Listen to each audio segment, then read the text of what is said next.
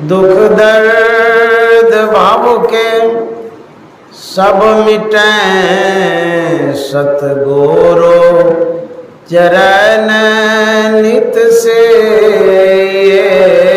दुख दर्द भाव के सब मिटें सतगुरु चरण नित से। गुरु भक्ति बिन कछु ना बने में ही सकल संतन कही। गुरु भक्ति बिन कछु ना बने। श्री सद्गुरु महाराज की जय। प्रातः स्मरणीय अनंत श्री विभूषित परमाराध्य सद्गुरु महाराज गुरुदेव महर्षि संत सेवी परमहंस जी महाराज कटिहार शहर के प्रबुद्ध सत्संग प्रेमी महानुभावों माता एवं बहनों, कटिहार के जो सत्संगी हैं बड़े ही संस्कारी हैं, सुशिक्षित भी हैं और साधना सत्संग के प्रति विशेष लगाव रखते हैं।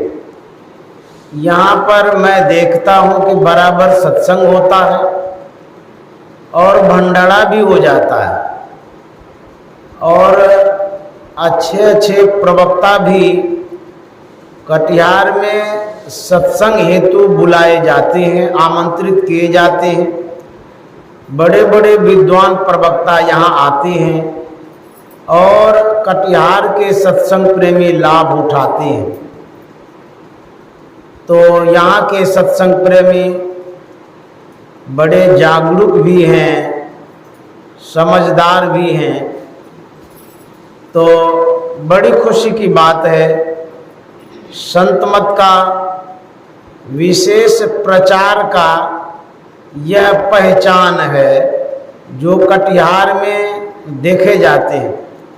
वैसे तो बहुत ऐसे क्षेत्र हैं जहाँ इसी तरह से कटिहार की तरह से सत्संग लोग कराया करते हैं, अपने घर पर भी कराते हैं, सामूहिक रूप से भी कराते हैं और विशेष रूप से खर्च करके भी कराते रहते हैं। तो इसमें जो आप धन खर्चा करते हैं यह धन की सदुपयोगिता है और यह आप सबों की विशेषता है। आज जो हम लोग सत्संग करने के लिए आए हैं, श्रीमान सुरेश चंद्र गुप्ता जी के आवास पर हैं और उनकी पुण्यतिथि है। पुत्र से विशेष पुत्री के मन में माता पिता के प्रति आस्था, श्रद्धा, सेवा भावना देखी जाती है। समाज में बेटी जो होती है उनके हृदय में सच्ची सद्भावना होती है पिता माता की सेवा करने की। प्रायः ऐसा देखा जाता है। अपवाद को छोड़ करके, अपवाद में तो विवाद होता है, जिसका जैसा संस्कार होता है उसके अनुरूप व्यवहार किया जाता है, लेकिन अधिकतर बहुतायत में जो बेटियां होती हैं विश्वास करती हैं माता पिता पर और माता पिता के लिए वो सब कुछ समर्पित कर देती हैं। जबकि ससुराल में बेटी रहती है फिर भी उनका ख्याल रहता है कि हमारी जो माँ है, जो पिता हैं, उनको किसी तरह का कष्ट नहीं हो। ऐसा भी मैंने सुना है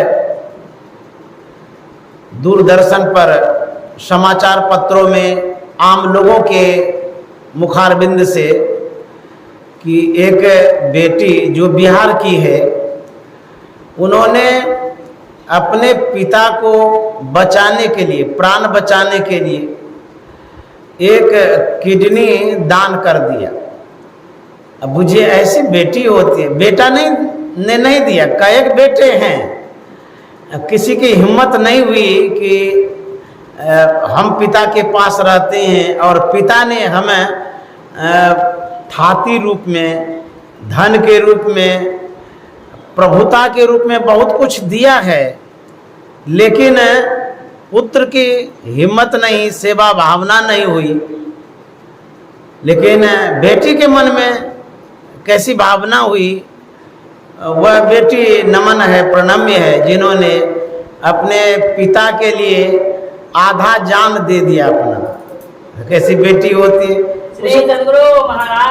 उसी तरह से इस परिवार में जो हमारे प्रेमचंद्र गुप्ता जी के जो सुपुत्री है वो आई है यहाँ पर पिता के श्राद्ध में भाग लेने के लिए और अपनी सेवा भावना व्यक्त करने के लिए। इस तरह से इस संस्कार देखा जाता है। व्यक्ति इस संसार में बहुत तरह के आते हैं, चाहे पुरुष वर्ग में हो या स्त्री वर्ग में हो। दो ही वर्ग में तो बांटा गया है मानव को, पुरुष वर्ग में और स्त्री वर्ग में। तो पुरुष वर्ग का संस्कार, स्त्री वर्ग का संस्कार, दोनों का संस्कार देखा जाता है। पुरुष वर्ग में बहुत तरह के संस्कारी होते हैं, मतलब कि अलग अलग व्यक्ति होते हैं, उनका अलग अलग स्वभाव संस्कार देखा जाता है। एक ही घर में यदि कई पुत्र हैं, उन पुत्रों का अलग अलग संस्कार होता है। इतिहास में भी हम लोग पढ़े हैं, देखे भी हैं कि अलग अलग संस्कार स्वभाव के होते। माताएं भी हैं, यदि स्त्री वर्ग में हैं, उनमें भी भिन्न भिन्न संस्कार देखे जाते हैं, अलग अलग संस्कार। यदि लड़कियां बच्चियां हैं, कएक हैं, तो सबका अलग अलग संस्कार देखा जाता है। यदि छात्र है, अलग अलग संस्कार, छात्राएं हैं तो अलग अलग संस्कार के। इस तरह से संस्कार को हम लोग देखते हैं। अच्छा, यहाँ तक कि हम लोग जानवर में भी अलग अलग संस्कार देखते हैं। किसी किसी बैल को देखिए बड़ा शुद्धा टाइप का होता है, और किसी को देखिए बड़ा खुन्नस वाला होता है। जानवर में भी अलग अलग स्वभाव संस्कार का हम लोग देखते हैं। तो संस्कार का क्या मतलब होता है? संस्कार का मतलब होता है वह क्रिया, पद्धति, साधन, व्यवस्था या संग जिनके द्वारा शुद्धिकरण किया जाता है, उसको संस्कार कहते हैं। परिष्कृत, साफ सुथरा जिसको बोलते हैं। तो संस्कार का मतलब होता है शुद्धिकरण। शुद्धिकरण हम बहुत तरह से करते हैं, जैसे शरीर का शुद्धिकरण करते हैं, घर का शुद्धिकरण करते हैं, कपड़े का शुद्धिकरण करते हैं, विचारों का भी शुद्धिकरण होता है, व्यवहारों का भी शुद्धिकरण होता है, कार्य का भी शुद्धिकरण होता है। जैसे आज हम लोग श्राद्ध कर रहे हैं, ये भी तो शुद्धिकरण ही है। श्राद्ध का मतलब होता है शुद्ध होना, पवित्र होना, नेक होना, अच्छाई होना, धर्म होना, इसी को कहता है संस्कार। तो यह जो श्राद्ध कर रहे हैं, यह भी एक संस्कार है। श्राद्ध का मतलब होता है श्रद्धा से जो आप करते हैं, चाहे वो सत्संग के रूप में हो, ध्यान के रूप में हो, या बाह्य कर्मकांड के रूप में हो। तो जो कुछ भी हम करते हैं वो शुद्धि के लिए करते हैं। जैसे हम लोग बोला करते हैं श्राद्ध में कि कई दिन में शुद्धिकरण होता है, बोलते हैं ना।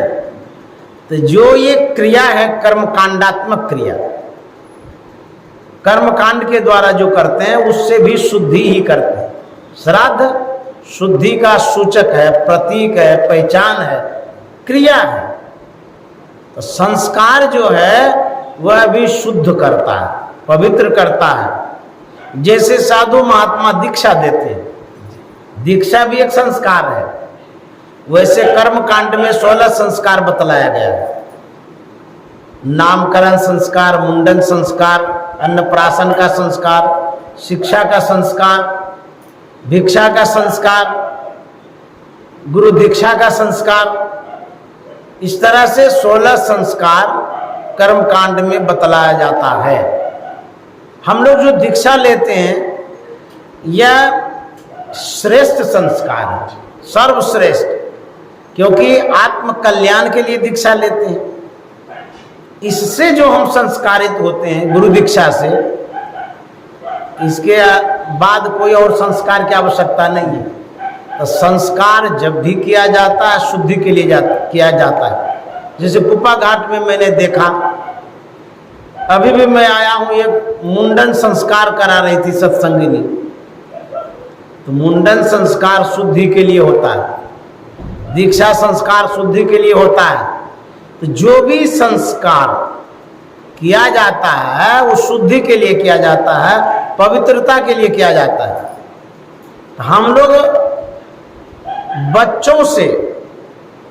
बच्चे से मतलब कि एक अच्छा संस्कार डालना प्रारंभ करते हैं।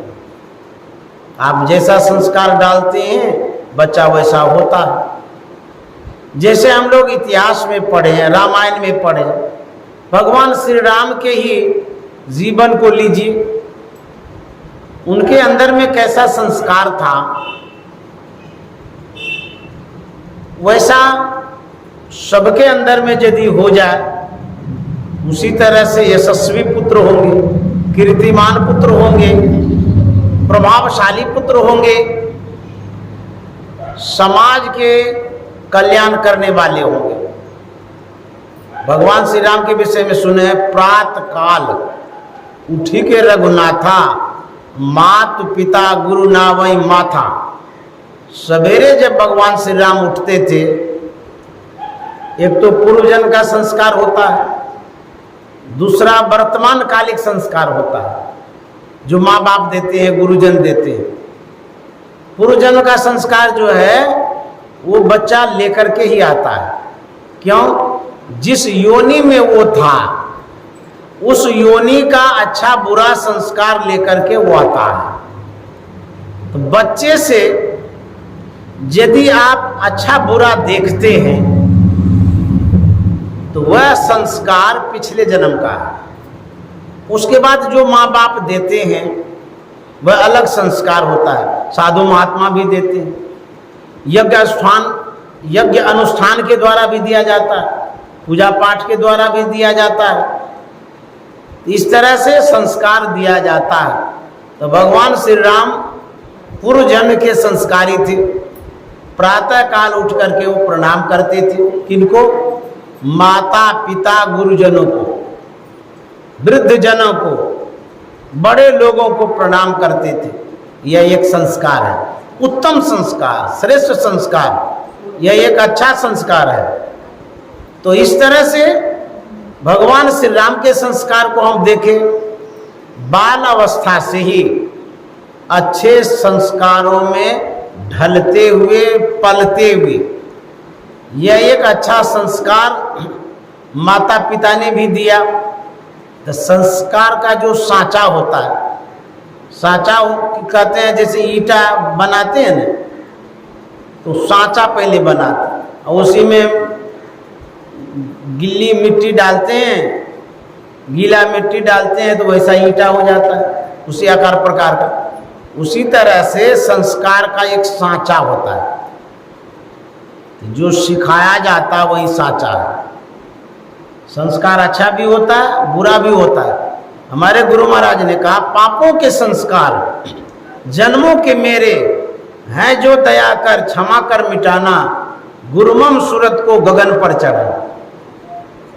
पाप का भी संस्कार होता है, अब पुण्य का भी संस्कार होता है, अच्छा भी संस्कार होता है, बुरा भी संस्कार होता है। तो संस्कार हम प्राप्त कैसे करते हैं? आंख से देख करके संस्कार प्राप्त किया जाता है। जैसे अभी आप देखते हैं, किसको देखते हैं? साधु को देखते हैं। महात्मा को देखते हैं, संत को देखते हैं, पवित्र रूपों का दर्शन करते हैं, इससे भी हम संस्कारित होते हैं। अथवा जो कोई देखता है वो संस्कारी होता है। जैसे बच्चों को मंदिर में ले जाते हैं, वहाँ परमात्मा का विग्रह रूप है, प्रतिमा है, मूर्ति है। आप कहते हैं कि बाबू प्रणाम करो, भगवान है, तो बच्चा प्रणाम करता है, देखता भी है, तो देख करके संस्कारी हुआ। दूसरा, जब आप सुनते हैं कुछ भी, अच्छा भी सुनते हैं, बुरा भी सुनते हैं, सत्संग भी सुनते हैं, गाली भी सुनते हैं, होता है ना ऐसा समाज में। तो आप जो सुनते हैं कान के द्वारा, उससे भी आप संस्कारित होते हैं। जो कुछ भी आप सुनते हैं वह संस्कार आपके मन पर पड़ता है। बाल अवस्था से ही आप संस्कारी हो जाते हैं। कोई कोई लोग कहता है, अरे हमारे माता पिता ने जो सुनाया था बच्चे में, झूठ नहीं बोलो, बड़ा अच्छा सिखाया था, अभी तक हमें वो काम में आ रहा है। याद करते हैं ना, बाल अवस्था की जो सीख होती है वह याद रहता है। महात्मा गांधी छोटे थे, कम उम्र के थे, उसकी माँ जो थी पुतली बाई, वो व्रत रखी थी। क्या व्रत था कि जब तक कोयल की कूक नहीं सुनेंगे तब तक हम कुछ खाएंगे भी नहीं। रख लेते हैं कोई लोग, किसी तरह की बातें हो जाती। एक दिन ऐसा संजोग होता है, आसपास में कोयल आई नहीं, बोली नहीं, आवाज सुनाई दिया नहीं, तो भूखले हैं वो। तो सुबह से अपराह्न हो गया। बापूजी छोटे थे, बड़े दिमाग के तेज थे। उन्होंने कहा कि माँ, अभी तुम खाई क्यों नहीं हो, भोजन नहीं की? हम लोग तो सब के सब खा लिए। बोले कि बेटा, मैंने एक व्रत रखा है कि कोयल की आवाज़ जब हम सुनेंगे उसके बाद अन्न ग्रहण करेंगे। तो बोले नहीं सुनाई देगा तो? बोले नहीं करेंगे। बोले बाप रे, इतना कठोर व्रत तुमने ले लिया है। अब कोयल कहाँ है, नहीं है, कोई पकड़ के तो नहीं रखे हैं कि वो बोलबे करेगी या बोलवा लेंगे। कब आएगी, नहीं आएगी, क्या ठिकाना, तुम क्या व्रत रखी हो?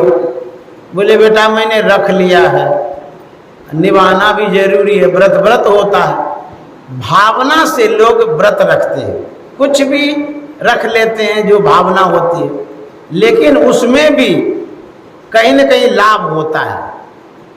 व्रत जो आपने प्रतिज्ञा लिया है, जो आपने ठाना है, उसमें लाभ होता है, भगवान की कृपा भी होती है। तो बापूजी ने कहा कि माँ अभी तक भी नहीं आया है तो खा तो लो। बोले नहीं, नहीं खाएंगे।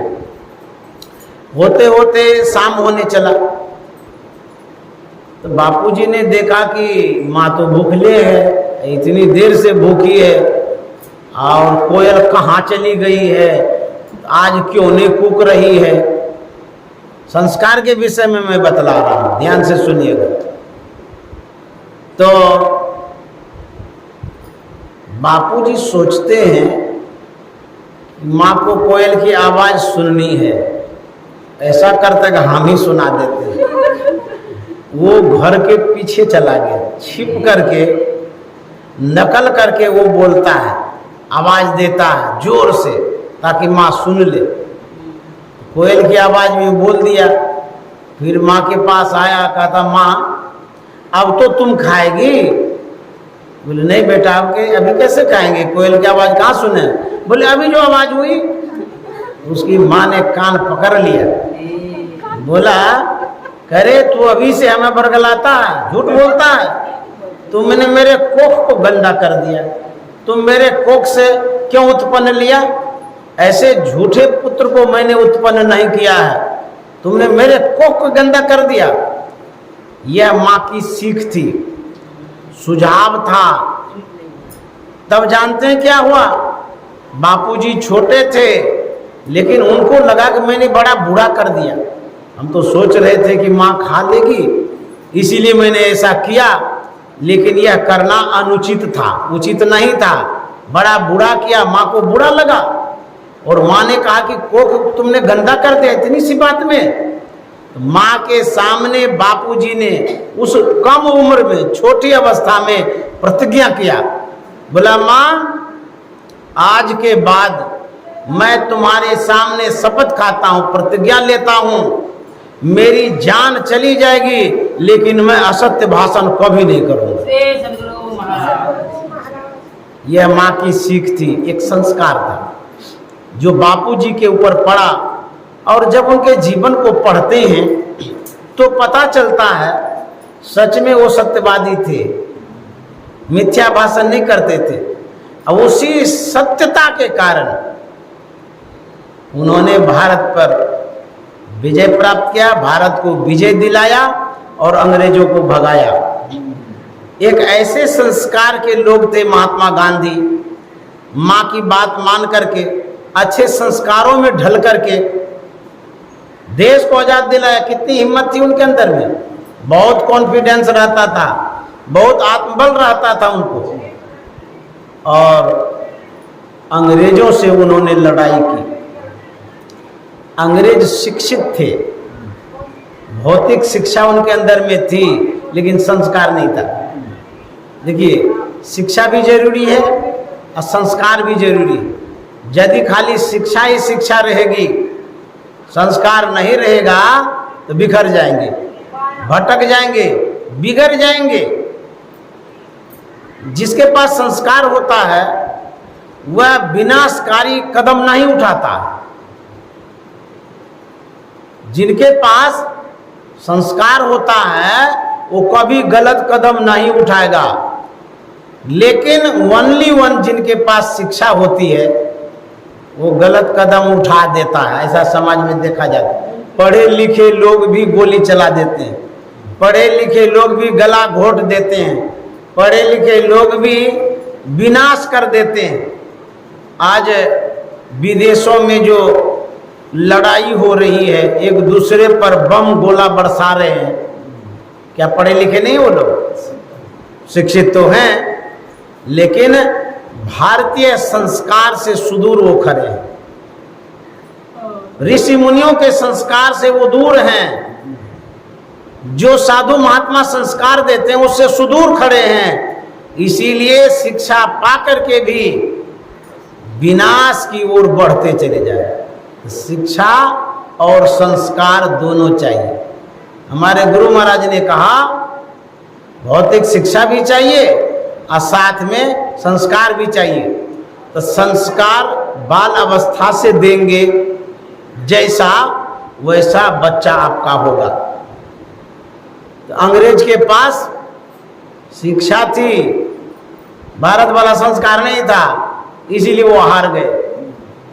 भारत पर आधिपत्य जमा तो लिया था लेकिन उनकी सत्ताएं उखाड़ करके फेंक दी गई। किनके द्वारा? संस्कारी व्यक्तियों के द्वारा।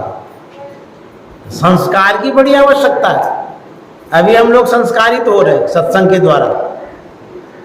ये जो संस्कार पड़ रहा है, यह संस्कार आपको सुख, शांति, सुकून प्रदान करेगा। तो भगवान श्री राम संस्कारी थे।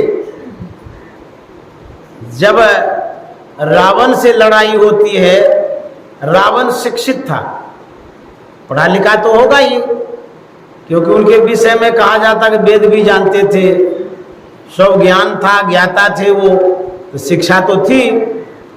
तो शिक्षा के साथ उत्तम संस्कार, अच्छा संस्कार, सही संस्कार होना चाहिए। जो प्रभु श्री राम के पास संस्कार था और रावण के पास संस्कार नहीं था। रावण के पास प्रभुता थी, संपत्ति थी, अधिकार था, ज्ञान तो था, भौतिक ज्ञान था, किताबी ज्ञान था, लौकिक ज्ञान था, सांसारिक ज्ञान था। लेकिन प्रभु श्री राम के पास भौतिक के साथ साथ आध्यात्मिक ज्ञान था, अच्छा संस्कार था, गुरु के शरण में भी थे, ध्यान भी करते थे, समाज कल्याण भी करते थे। तो जब लड़ाई हुई शिक्षा और संस्कार के साथ विजय किनकी हुई? संस्कार वाले की। रावण हार गया, भौतिक विद्या में पारंगत था, हार गया वो। भगवान श्री राम जीत गए क्योंकि इनके साथ संस्कार था। हम संत महात्माओं को देखते हैं, वो कम पढ़े लिखे भी होते हैं, लेकिन पूरे संसार पर उनका आधिपत्य होता है, अधिकार होता है। पूरा संसार पूजा करता है संत का, करता है ना। जैसे मान लीजिए कबीर साहब थे, वो तो स्कूल गए नहीं थे, यहाँ तक कहा गया कि मसी कागज छुयो नहीं, कलम गयो नहीं हाथ। जब वो पढ़े लिखे नहीं थे, शिक्षित नहीं थे, अनपढ़ थे कबीर साहब, लेकिन पूरी दुनिया उसकी पूजा करते हैं, नाम लेते हैं। ऐसा भी कहा गया सबसे बड़े हैं संत। कबीर साहब शिक्षा भी नहीं प्राप्त किए, तब भी कहता सबसे बड़े हैं संत। दूसरा नाम है तीजे 10 अवतार तेने प्रणाम है, ब्रह्मा विष्णु महेश सकल अवतार है।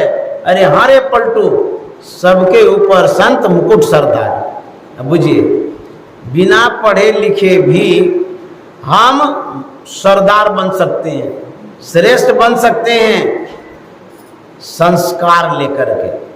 तो कबीर साहब के पास संस्कार था, और उनके पास ज्ञान कहाँ से आ गया? जब हम ध्यान करते हैं, ध्यान के द्वारा त्रिकुटी में जब जाते हैं, शरीर में एक केंद्र है, एक स्थान है, एक स्पेस है, एक जगह है जहाँ पर विद्या की उत्पत्ति होती है, ज्ञान प्रस्फुटित होता है, निकलता है। यदि उस स्रोत से किसी का संबंध हो जाए, वो विद्या का स्रोत है, ज्ञान का स्रोत है। साधना के द्वारा जब अपने मन को केंद्रित करते हैं, ऊंचा उठा लेते हैं, त्रिकुटी में जब पहुंच जाते हैं, तो भौतिक विद्या जितनी होती है सब में वो पारंगत हो जाते हैं, बिना स्कूल कॉलेज किए।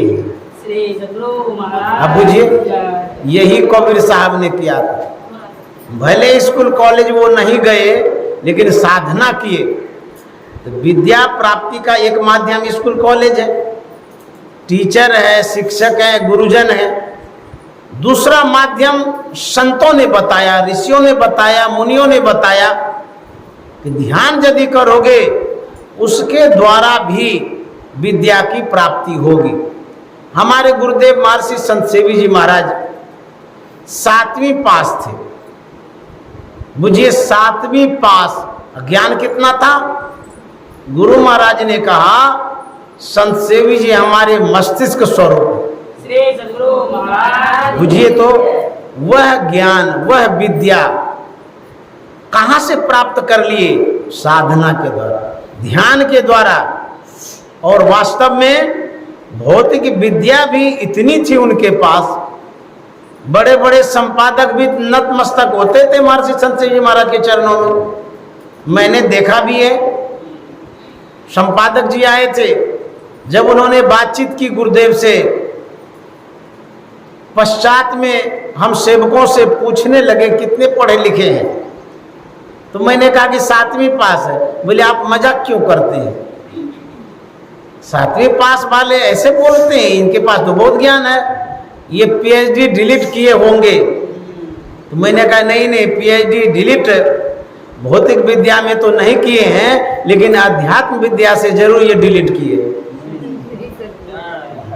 ये अंतर की विद्या है, ये योग विद्या है।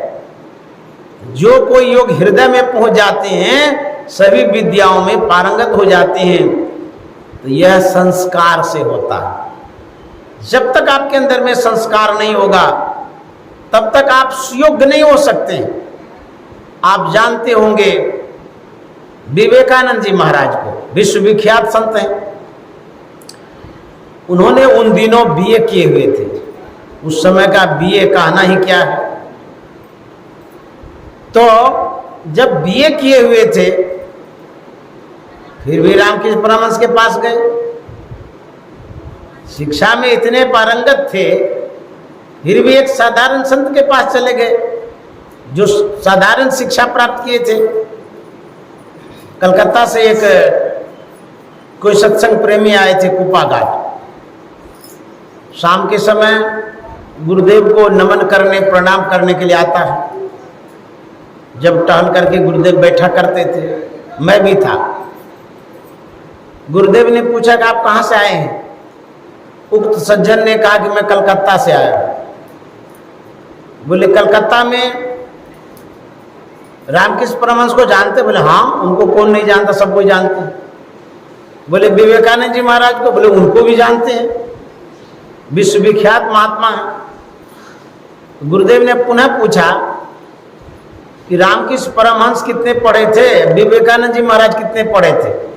उस सज्जन ने कहा कि विवेकानंद जी महाराज तो बीए किए हुए थे, ऐसा सुनते हैं, और रामकृष्ण परमहंस तो उतने पढ़े लिखे नहीं थे, सिंपल सी पढ़ाई हुई होगी उनकी। पुनः गुरुदेव पूछते हैं कि अच्छा बतलाइए, विवेकानंद जी महाराज जब बीए किए हुए थे तो कम पढ़े लिखे के पास जाने की क्या आवश्यकता पड़ी? वो क्यों गए उनके पास? इतने पढ़े लिखे, वो भी पूर्ण समर्पण कर दिए थे विवेकानंद जी महाराज आजीवन के लिए। तो सज्जन चुप हो गए, कोई जवाब ही नहीं दिए। तब गुरुदेव ने कहा था विवेकानंद जी महाराज भौतिक विद्या में पारंगत थे, रामकृष्ण परमहंस अध्यात्म विद्या में पारंगत थे। विवेकानंद जी महाराज को पिंड का ज्ञान था, रामकृष्ण परमहंस को ब्रह्मांड का ज्ञान था। विवेकानंद जी महाराज को अंधकार का ज्ञान था, रामकृष्ण परमहंस को प्रकाश का ज्ञान था। विवेकानंद जी महाराज को बाह्य ज्ञान था, रामकृष्ण परमहंस को आंतरिक ज्ञान था। इसीलिए उनके पास जाकर के वो पूर्ण ज्ञान प्राप्त किए। यदि पूर्णता को प्राप्त करना चाहते हैं, जो पूर्ण ज्ञानी है, जो संत हैं, संस्कारी हैं, उनके पास जाएंगे तब आपके पास अच्छा संस्कार भी होगा, अच्छी शिक्षा भी होगी और अच्छे व्यक्ति भी कहलाएंगे। इसलिए वहां जाने की आवश्यकता है। आपने प्रहलाद का नाम सुना होगा। प्रहलाद जिसके यहाँ जन्म लिया था हिरण्यकश्यप के यहाँ, उनके पिताजी कुसंस्कारी थे, लेकिन प्रहलाद का संस्कार देखिए, भगत थे, भजनानंदी थे, भगवान का पूजा पाठ करते रहते थे। तो प्रहलाद को आज भी हम प्रणाम करते हैं, हिरण्यकश्यप को थूकते हैं, घृणा की दृष्टि से देखते हैं कि कैसा था वो। जो संस्कार अच्छा लेकर के आता है उसे हम प्रणाम भी करते हैं, नाम भी लेते हैं, याद भी करते हैं। उनके पिताजी को उतना याद नहीं करते। आपने ध्रुव को पढ़ा होगा। ध्रुव की जो माँ थी वो सुनीति थी, बड़ी संस्कारी थी। ध्रुव 5 साल का था, उसके अंदर में कैसा संस्कार था। एक दिन पिता के गोद में ध्रुव बैठा था। उनके पिता ने बड़े प्यार से उसे गोद में रखा था, लेकिन उनकी जो विमाता थी सौतेली माँ सुरुचि, वह आती है और देखती है कि सौतेली का बेटा बैठा हुआ गोद में, खींच करके उतार देता है और बोलता है तुमको इस गोद में बैठने का कोई अधिकार नहीं है। जब मेरे कोख से तुम जन्म लेगा तब तुम बैठ सकते हो, अन्यथा इस गोद में नहीं बैठ सकते हो, जाओ यहाँ से। वह छोटा सा 5 साल का बच्चा माँ के पास जाता है और माँ से आप बीती बताता है। क्या कहता है कि माँ, मैं पिता के गोद में बैठा था, मेरा भी तो अधिकार है, लेकिन विमाता ने मुझे बाजबरन गोद से खींच के उतार दिया और डांटते हुए कहा तुम इस गोद में बैठने का अधिकारी नहीं हो, जब मेरे कोख से जन्म लेगा तब तुम बैठ सकते हो। यदि और कोई माँ होती तो विवाद करती, झंझट करती, बिगड़ने लगती, मेरे बेटे को तुम क्यों ऐसा कही। लेकिन उनकी माँ कितनी अच्छी थी, उन्होंने कहा कि बेटा तुम्हारी माँ ने जो कहा है ठीक है कहा है, तुम ऐसा करो कि उस परमात्मा के गोद में बैठो, जिस गोद में एक बार बैठने के बाद कोई उतारता नहीं है। तो बोले वो परमात्मा, वो भगवान कहाँ है? बोले तुम जाओ खोजने के लिए, वो जंगल में मिलेंगे कहीं। अब बुझिए 5 साल का बच्चा, माँ की बातों पर विश्वास हो गया। अच्छा, ऐसे भी पिता होते हैं जिनके गोद में एक बार बैठने से कोई नहीं उतार सकता है, तो मैं उसी पिता के गोद में बैठूंगा। माँ जाता हूं खोजने के लिए। बोली जाओ बेटा, कोई नहीं उतारेगा और कभी नहीं उतारेगा। माँ कितनी अच्छी थी, संस्कारी थी, कितना अच्छा संस्कार दिया, भक्ति का संस्कार, भगवान के प्राप्ति का संस्कार। वह जाता है जंगल में, भगवान को खोजता है। अब भगवान कहीं बैठे हैं जंगल में जो मिल जाएंगे? भगवान की प्रेरणा होती है, नारद मुनि आते हैं, देखते हैं छोटा ना नमूना बच्चा है, जंगल में क्या कर रहा है, कोई पेरेंट्स नहीं है, अभिभावक नहीं, कोई साथी संगी नहीं, अकेले है ये। पूछते हैं अरे बाबू तू छोटा है इतना और जंगल में क्या कर रहा है?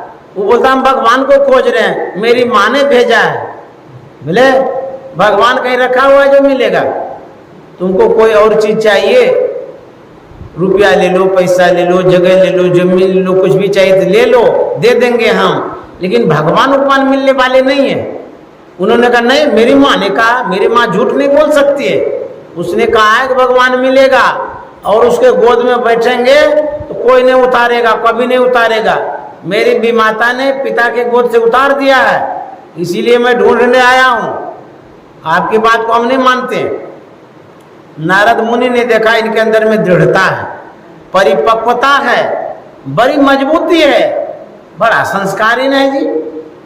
तब उन्होंने कृपा करके भजन भेद दिया, एक संस्कार दिया, दीक्षा दे दिया कि ठीक है, यदि तुम उस परमात्मा की गोद में बैठना ही चाहते हो, इस शिक्षा के माध्यम से, दीक्षा के माध्यम से प्रयास करो, वह परमात्मा अवश्य मिलेंगे एक दिन।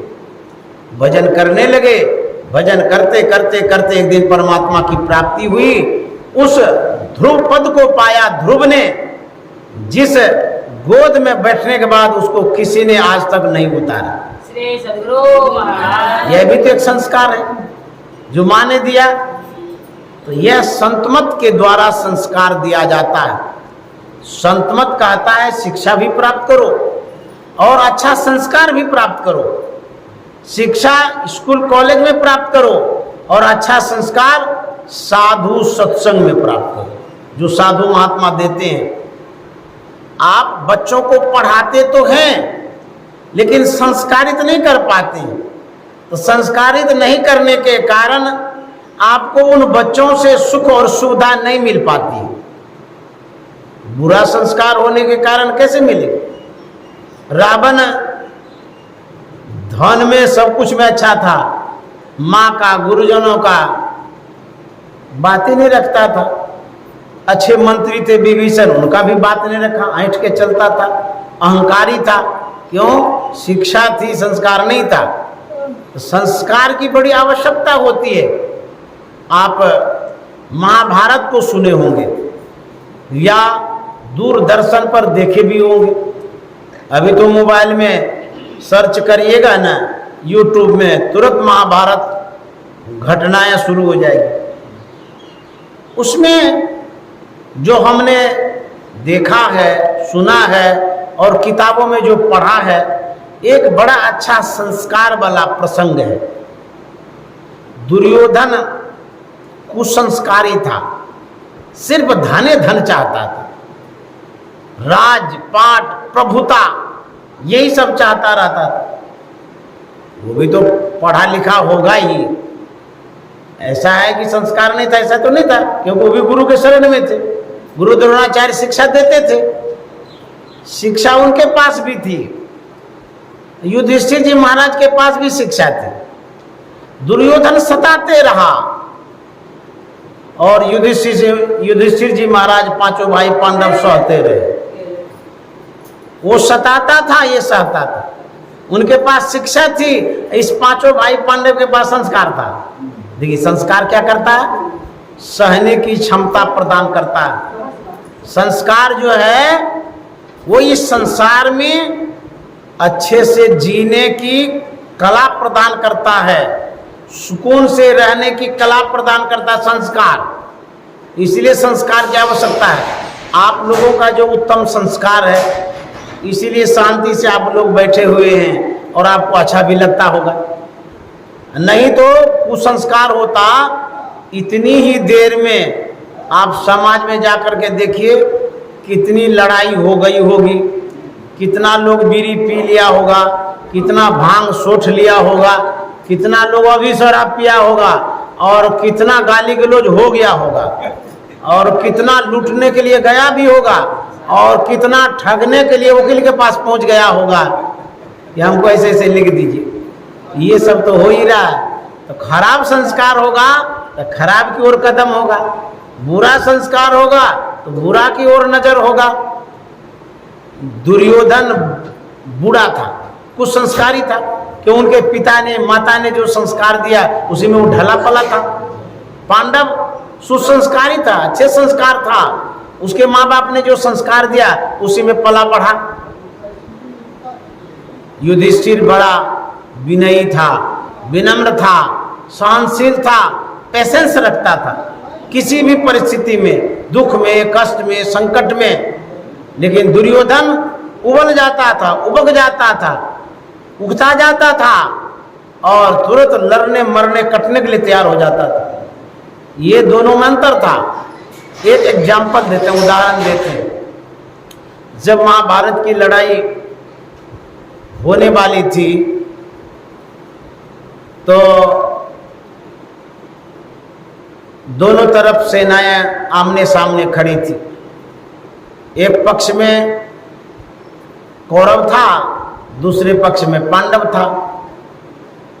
जो कौरव पक्ष था उसमें भीष्म पितामह, गुरु द्रोणाचार्य, दुर्योधन आदि आदि थे, और जो पांडव पक्ष था उसमें युधिष्ठिर जी महाराज थे, भगवान कृष्ण थे और सब लोग थे। संस्कार के विषय में बतला रहे, एक दूसरे से लड़ने के लिए, भिड़ने के लिए आमने सामने खड़े हैं। उस स्थिति में, उस समय कोई भी व्यक्ति विरोधियों को प्रणाम करेगा, विपक्षी को प्रणाम करेगा, जो लड़ने के लिए तैयार उसको प्रणाम करेगा? असंभव है, नहीं हो सकता ऐसा। आप ही में से किसी से तू मैं हो जाता तो मुंह नहीं देखना चाहते, कहते हैं फलाना आदमी है, हम इधर चले जाएंगे। लेकिन देखिए जो युधिष्ठिर जी महाराज थे वहीं पर खड़े थे, उन्होंने निहारा, देखा किसकी ओर? विपक्षी की ओर। कौन कौन है लड़ने वाले? गुरु द्रोणाचार्य हैं, भीष्म पितामह जी हैं, और लोग भी हैं। इनके मन में क्या होता है कि लड़ाई तो अपनी जगह है, लेकिन अपने संस्कारों से हम वंचित क्यों होंगे? ऐसा करते हैं, गुरुजनों को, वृद्धजनों को, बड़े लोगों को प्रणाम कर लेते हैं। अरे शुभकामना होती है, आशीष होता है, प्रणाम करने से आशीर्वाद मिलता है। अभिवादन शिलस्य वृद्धोपसेविनः चत्वारि बढ़न्ति आयुर्विद्या यशोबलम। ओनली वन प्रणाम यदि करते हैं, पैर छू करके, हाथ जोड़ करके नमन करते हैं, तो कहते हैं इस प्रणाम से आपको बेनिफिट क्या मिलता है?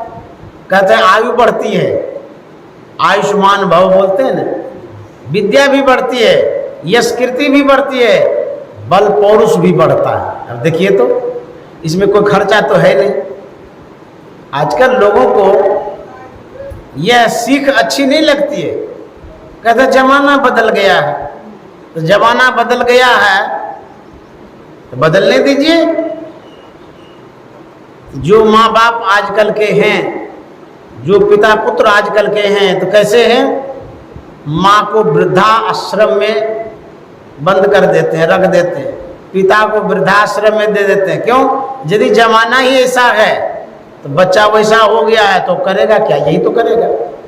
यदि ऋषि मुनियों का संस्कार नहीं दीजिएगा तो माँ बाप, जो परिवार वाले हैं, वही सताए जाएंगे, वही दुखी होंगे, इसीलिए अपने बच्चों को संस्कारित करना चाहिए, शिक्षा देनी चाहिए। लजाते हैं प्रणाम करने में या प्रणाम कराने में भी।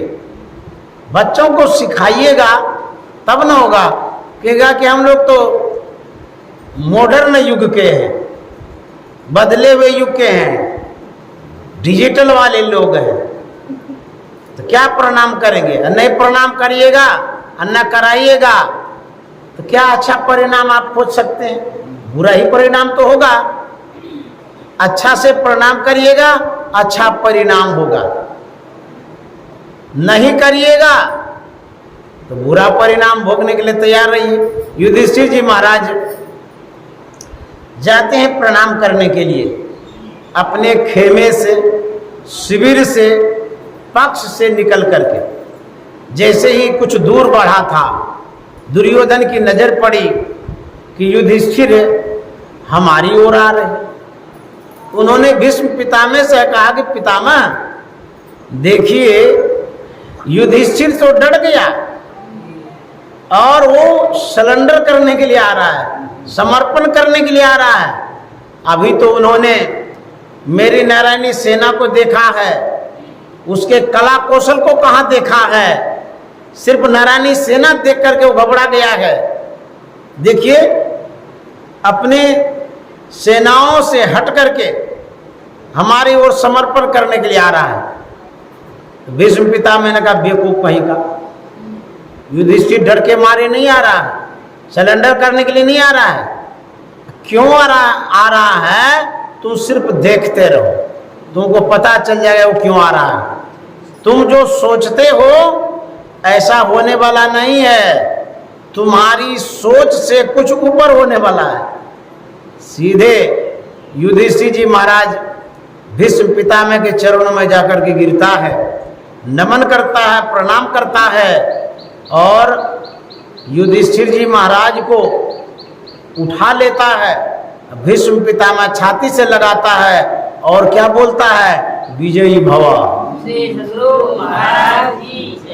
स्वभाव ही निकल जाता। ये नेचुरल है, प्राकृतिक है। कितना भी आप दुश्मनी करते हैं, लेकिन वो परमात्मा ने जो दिया है भीतर में, वही बोल देता है विजयी भव। जैसे कहा विजयी भव, दुर्योधन को तो गुस्सा आसमान पर चढ़ गया। बोले पितामह आप हमारे सेनाध्यक्ष हैं, हमारे पक्ष से लड़ते हैं और विजय होने का दुश्मन को देते हैं आशीर्वाद, ये आपने क्या कहा दिया? तो भीष्म पितामह ने कहा कि दुर्योधन तुम क्या आशीर्वाद लेगा? तुम्हारे सिर पर तो अहंकार का नाग बैठा है। तुम भी प्रणाम करता, तुम्हें भी विजय का आशीर्वाद मिलता, लेकिन तुम ऐसा नहीं कर सकते हो, तुम्हारे अंदर में संस्कारी नहीं है। ये संस्कारी है, संस्कार के कारण यह है प्रणाम करने के लिए। और जो संस्कारी होते हैं उनकी विजय होती है, जो विनम्र होते हैं उनकी विजय होती है। और मैं कितना भी लड़ूं, लेकिन इनके अंदर में जो ये संस्कार है, संस्कारी के साथ पूरा संसार होता है, इसीलिए विजय उनको मिलवे करेगी। जानते हैं हुआ वही। भीष्म पितामह, गुरु द्रोणाचार्य सबके सब लड़े थे, लेकिन सबको पांचों भाई पांडवों ने परास्त कर दिया। विजय किनकी हुई? युधिष्ठिर की, जो विनम्र थे, संस्कारी थे। इसीलिए संस्कार की बड़ी आवश्यकता है। जब महाभारत की लड़ाई होने वाली थी तो दुर्योधन ने कहा था भगवान श्री कृष्ण से कि मैं आपसे कुछ एकांत वार्ता करना चाहता हूँ, एकांतिक बात, मैं आपसे कुछ हेल्प लूँगा, इसी विषय में कुछ बताना चाहता हूँ। तो बोले कि फलाने दिन फलाने समय में आप आइए। उसके बाद अर्जुन ने कहा भगवान श्री कृष्ण से, अभी जो महाभारत की लड़ाई होने वाली है, इसमें जो लड़ाई लड़ी जाएगी उसके लिए आपसे कुछ वार्तालाप करेंगे, कुछ एकांतिक बात करेंगे। अर्जुन को भी वही समय बता दिया जो दुर्योधन को बताया गया था। तो भगवान कृष्ण गए बलदाऊ के पास, बड़े भाई जो थे, उनसे भगवान कृष्ण ने कहा कि बलदाऊ ऐसी ऐसी बात है दोनों परिवार के लोग लड़ने वाले हैं, महाभारत की लड़ाई होगी और दोनों परिवार वाले हमसे बात करना चाहते हैं, हेल्प ही तो लेंगे, मदद ही लेंगे, क्या करना चाहिए? बलदाऊ ने कहा सुनो, सब हमारे ही कुटुंब परिवार है, वो आपस में लड़ रहा है, अपना सुलझाते रहेंगे, हम लोगों को किसी के पक्ष में नहीं जाना। जिसके पक्ष में जाएंगे वो खुश हो जाएंगे, जिसके विपक्ष में जाएंगे नाराज हो जाएंगे, इसीलिए नहीं जाना है किसी के पक्ष में। बलदाऊ कह दिए, चले गए। उसके बाद समय आया, दुर्योधन का आने का समय हो गया। भगवान श्री कृष्ण क्या करते हैं, पहले ही शयन कक्ष में सोने की कुर्सी सिरावन में लगा देते हैं और अपने लेट गए, चादर से ढक लिए शरीर को। दुर्योधन आता है तो देखते हैं कि अभी भगवान सोए हुए हैं, तो सोचते हैं कि अभी कागली उठाएंगे। जो सोता है उसे उठाना ही नहीं चाहिए, कहेंगे क्या पता सोया है कि क्या हो गया है, नहीं उठाएंगे तो पता कैसे चलेगा। लेकिन जो सही में सोया है उसको नहीं उठाना चाहिए, व्यवधान होने से ना सिर दर्द हो जाता है। तो दुर्योधन देखता है इधर उधर, तो देखते सोने की कुर्सी है, तो दुर्योधन के मन में होता है समधी साहब हैं, वो हमारे लिए ही सोने की कुर्सी लगा दी। सिरावन में जाकर के आराम से बैठ गया। उसके बाद उसी समय अर्जुन आता है। अर्जुन ने देखा भगवान श्री कृष्ण सोए हुए हैं, पहले प्रणाम करते हैं। देखिए संस्कार के विषय में बता रहे, पहले प्रणाम किए, उसके बाद पौदान के नीचे ही जमीन पर बैठ गए। दुर्योधन तो सोने की कुर्सी पर बैठा था, वो क्या सोचता है, अर्जुन बड़ा बेवकूफ है, समधी के यहाँ आए हैं, कुटुंब के यहाँ आए हैं, अपना भी तो वेट प्रतिष्ठा होती है, देखिए नीचे जमीन में बैठ गए, बड़ा बेवकूफ गधा है, इतना भी अकल नहीं है, खड़ा रहना चाहिए कम से कम, जमीन में बैठ गया। जो विनम्र होता है आजकल के लोग उसे बेवकूफ मानते हैं, विनम्र को बेवकूफ मानते हैं, बड़ा बेवकूफ है। अब बुझिए तो कैसी दुनिया है। अर्जुन बैठ गया, भगवान श्री कृष्ण को पता चल गया कि दोनों आ गए, तो चादर उठाए, अब बैठे, तो बैठेंगे तो पौदाने तरफ न बैठेंगे, तो जैसे बैठते हैं तो अर्जुन पर नजर पड़ी। अर्जुन से कहता है क्या समाचार है, कहाँ आना हुआ, सो बताइए। दुर्योधन चट से आ गया सामने, कहता है आप अर्जुन से पहले पूछते हैं, पहले तो हम आए हैं। भगवान कृष्ण ने कहा पहले जिन पर नजर पड़ती है उसे ही पूछना चाहिए, जिन पर नजर ही नहीं पड़ी हो क्या पता आए हैं कि नहीं आए हैं। बोले हम तो पहले आए हैं। बोले कि पहले आए जरूर हैं, लेकिन पहली नजर अर्जुन पर पड़ी है, इसीलिए इसी से पूछ लेते हैं। अब दुर्योधन तो सब पका गया का पता नहीं क्या होगा, क्या मांगेगा, क्या देंगे। तो होता क्या है, भगवान कृष्ण ने कहा बताइए क्या बात है। अर्जुन ने कहा कि महाभारत की लड़ाई होगी, आपसे हम हेल्प चाहते हैं, मदद चाहते हैं, इसी निमित्त हम आए हैं। दुर्योधन का तो दिल धड़कने लगा, पता नहीं क्या मांगेगा। भगवान कृष्ण ने कहा कि देखो तुम दोनों परिवार में जो युद्ध हो रहा है पारिवारिक युद्ध है, तुम लोग आपस में सलटाओ निपटाओ तो अच्छा है, हम बीच में पड़ेंगे, जिसके पक्ष में रहेंगे वही लोग खुश होगा, जिसके विपक्ष में रहेंगे नाराज हो जाएगा। तो हमारे बलदाऊ ने कहा, भैया ने कहा है किसी पक्ष में लड़ना उड़ना नहीं है, किसी एक को मदद नहीं करनी है, हम तो लड़ाई करेंगे नहीं, लेकिन एक ऑप्शन है। क्या ऑप्शन है? भगवान कृष्ण ने कहा कि एक तरफ मेरी नारायणी सेना रहेगी, दूसरी तरफ मैं रहूंगा। जब तुम लोग कह रहे हो तो दूसरी ओर से मैं ये ऑप्शन देता हूं, तो जिस ओर मैं रहूंगा निहत्था रहूंगा, खाली हाथ, मैं अस्त्र शस्त्र नहीं उठाऊंगा लेकिन रहूंगा। दूसरी ओर मेरी नारायणी सेना जो रहेगी अस्त्र शस्त्र से संयुक्त रहेगी और वो अस्त्र शस्त्र से लड़ेगी, बल से, संसाधन से। अब तुम अपने विवेक से, विचार से बोलो कि तुमको लेना क्या है, इसी कंडीशन में हम लड़ेंगे। तुमको स्वीकार हो तो मांगो। अर्जुन ने झट से कहा कि हमको आप ही चाहिए। तो दुर्योधन बड़ा खुश हो गया, वाह बहुत अच्छा हुआ, निहत्था को लेके क्या करेंगे। तो फिर भगवान कृष्ण अर्जुन से कहते हैं कि अर्जुन तू महाभारत की लड़ाई लड़ेगी कि खेल करेगा।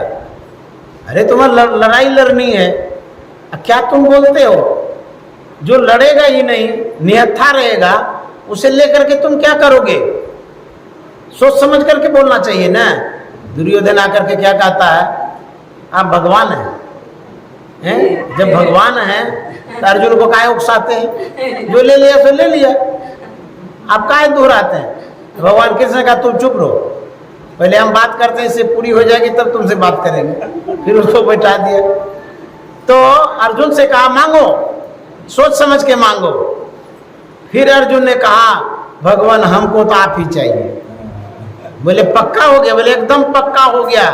आप हाथ में कुछ रखिए न रखिए, लेकिन आप सिर्फ प्रत्यक्ष में रहेंगे, इसी में हमको संतुष्टि होगी और संग्राम में विजय होगी, मुझे विश्वास है।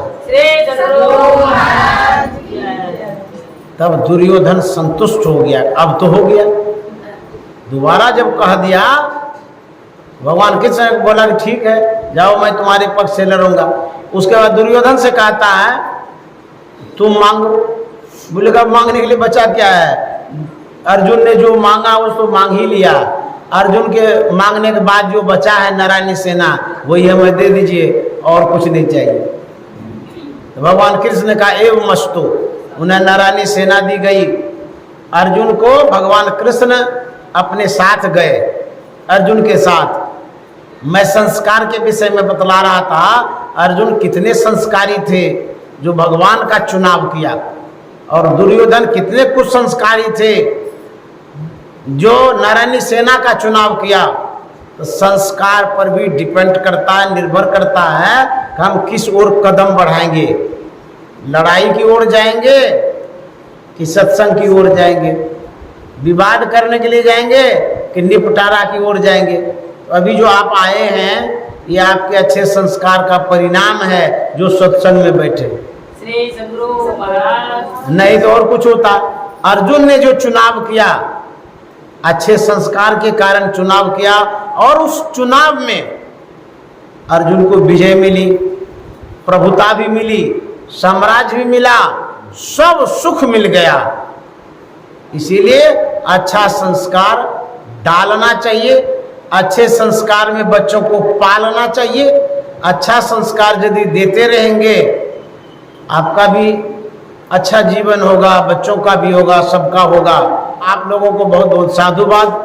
और जो हमारे श्रीमान स्वर्गीय सुरेश चंद्र गुप्ता बाबू हैं, मैं उन्हें साधुवाद देता हूँ। उनकी दिवंगत आत्मा की शांति हेतु सद्गुरु महाराज से प्रार्थना करता हूँ।